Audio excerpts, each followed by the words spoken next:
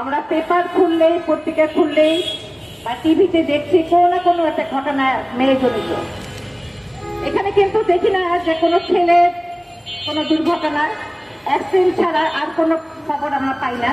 কিন্তু একটা কিশোরী মেয়ে, সে পার্বত্য চট্টগ্রামের হোক, নিচে সমতল ভূমিতেই হোক, তার নিজের দেশে তো সে আছে, সে দেশে না থাকলেই বাকি।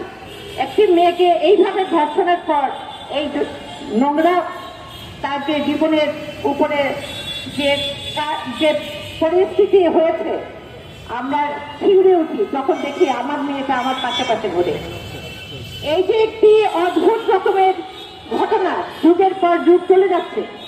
বাংলাদেশ মহিলা পরিষদ 55 বছর ধরে এই নারী নির্যাতনের বিরুদ্ধে, নারী সহিংসতার বিরুদ্ধে প্রতিবাদ করে আসছে এবং প্রতিবাদ জোরদার হচ্ছে। আমরা বেরোচ্ছি।